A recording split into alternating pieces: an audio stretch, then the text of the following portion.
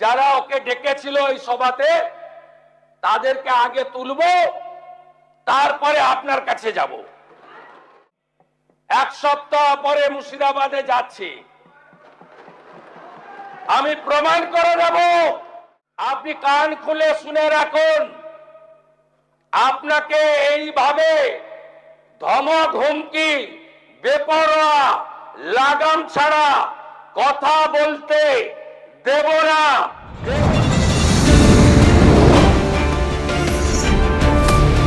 बांटेगा तो काटेगा, एक रहेगा तो नेक रहेगा। এটা বাংলাতে খুব দরকার।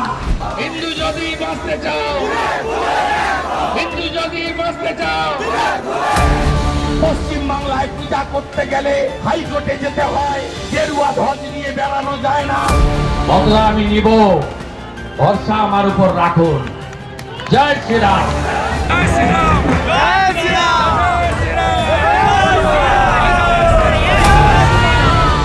৬৫% হিন্দুকে এক করেছিলাম।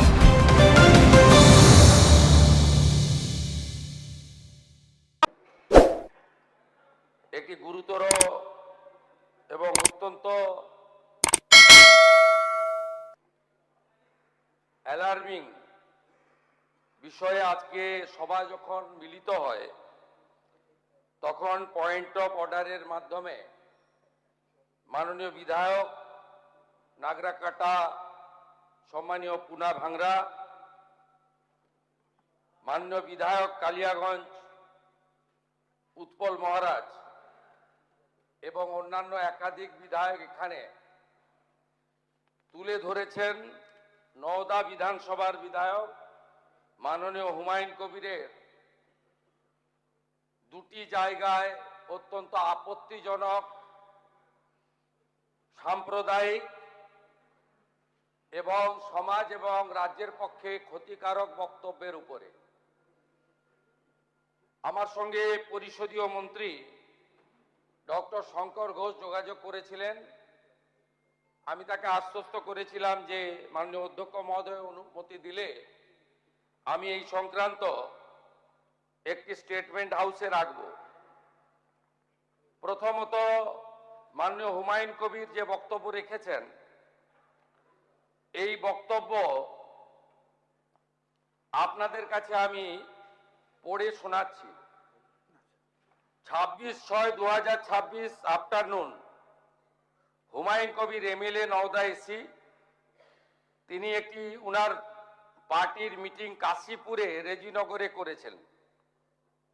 সেখানে তিনি বলছেন, এই যে অনামিকা ঘোষ, সে ভোটে হেরে মনে করছে আমি এমএলএ, এখানে ভোটে হেরে বিজেপি মনে করছে আমি এমএলএ, এখানে এখন আস্ফালন করে বেড়াচ্ছে। তা আমি শুভেন্দু অধিকারীকে সেদিন বলেছি যে আপনি ভোটে জিতেছেন, আপনার দল জিতেছে, খুব ভালো কথা, কিন্তু মুর্শিদাবাদে আস্ফালনটা একটু কম করবেন। আমি যেদিন ময়দানে মুসলমানদের নিয়ে নেমে যাব না, সেদিন এমন সাটা ভাগা মার শুরু করবে যে আপনাদের পতাকা বহন করার লোক থাকবে না। কেস এরকম, কেস আমাদের বহরমপুরে জেল খাটা আছে।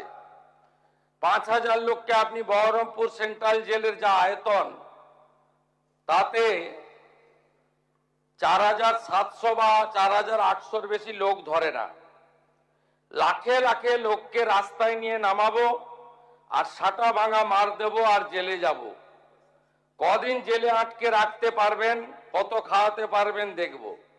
লিমিট যেদিন ক্রস হয়ে যায় না, মাথাটা যেদিন গরম হয়ে যায়, সেদিন আমি এসপি বুঝবো না, চিফ মিনিস্টারে বুঝবো না, আর কে কোথায় থাকলো আর কে কোথায় থাকলো না ওসব বুঝবো না।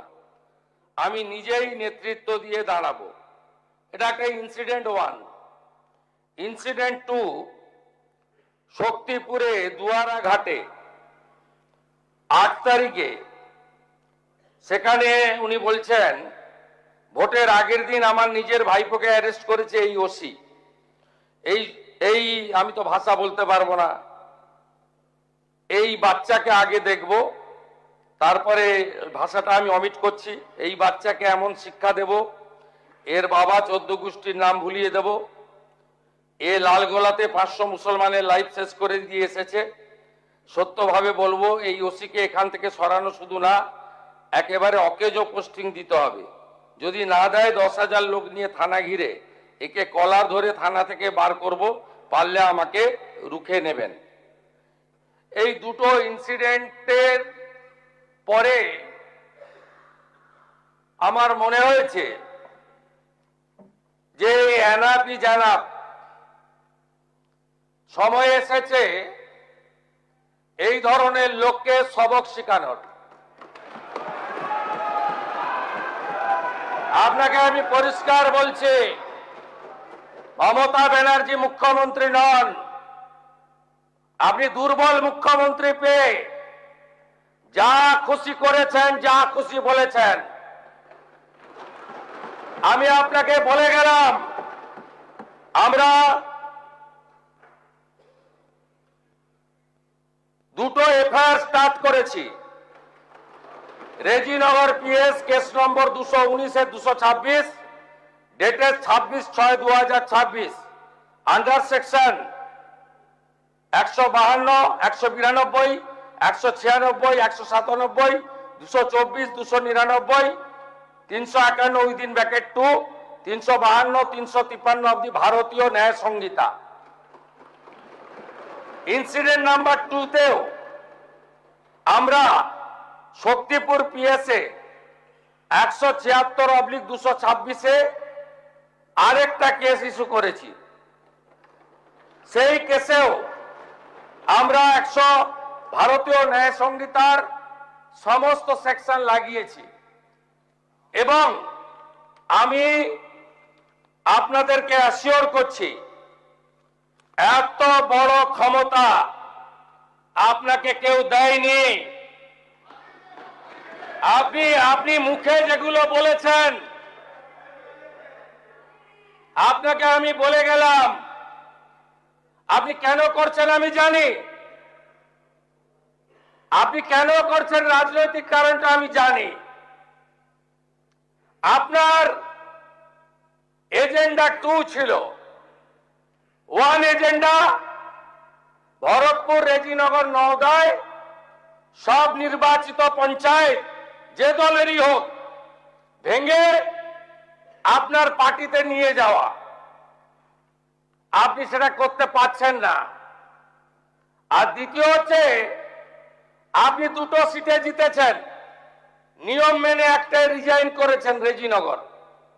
আগামী 2-3 মাসের মধ্যে উপনির্বাচন হবে, আপনি আপনার ছেলেকে জেতাতে চাইছেন। 72% মুসলিম আছে। মুসলিম ভোটকে কনসলিডেট করার জন্য আপনি এই খেলাটা খেলছেন। আপনি কান খুলে শুনে রাখুন, আপনাকে এইভাবে ধমক, হুমকি, বেপরোয়া, লাগাম ছাড়া কথা বলতে দেব না, দেব না, দেব না। আপনাকে আমি শুধু 3টে উদাহরণ দিলাম। সন্দেশখালীতে একজন ছিল,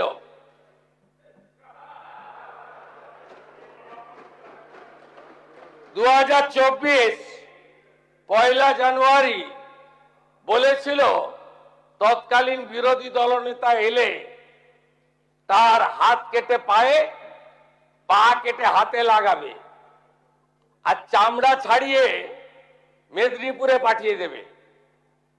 ওর অবস্থা কি হয়েছে সবাই দেখেছে। একই টোন ছিল। আরেকটা জীবনতলার গুন্ডা ক্যানিং ভারত, ওর অবস্থাও কি হয়েছে দেখতে পাচ্ছে সবাই। আরেকটা পুষ্পা ঝুঁকে গায়ে নেই, এমন ঝোঁকা ঝুঁকেছে, খালি পায়ে, ছোট প্যান্ট পরে, কান ধরে উঠবস করতে করতে যাচ্ছে। আপনাকে আমি বলে গেলাম, পুলিশ তার ব্যবস্থা নেবে। আর আমি 1 সপ্তাহ পরে মুর্শিদাবাদে যাচ্ছি। আমি প্রমাণ করে দেব ভারতবর্ষের সংবিধান আইন শেষ কথা বলে, কোন বাপের আবাদ শেষ কথা বলে না। আপনাকে সংযত হওয়ার, সতর্ক হওয়ার, এই ধরনের কথা প্রত্যাহার করার এবং ভবিষ্যতে এই ধরনের কথা বলার আগে 25 বার ভাবার হুঁশিয়ারি দিয়ে আমি সবাকে আশ্বস্ত করছি। আপনারা ভাবছেন কেস হয়েছে, অ্যাকশন কবে হবে? যারা ওকে ডেকেছিল এই সভাতে তাদেরকে আগে তুলব, তারপরে আপনার কাছে যাব। যা করার করব, আমি আশ্বস্ত করছি আপনাদের। আপনি ধরে রাখুন, এটা ওর শেষ বক্তব্য, ধরে রাখতে পারেন। এ সরকার আইনের শাসন প্রতিষ্ঠা করবে, গুন্ডাদের শাসন সমাপ্ত করবে, নিশ্চিন্ত থাকুন। সবাই ভালো থাকবেন, ধন্যবাদ।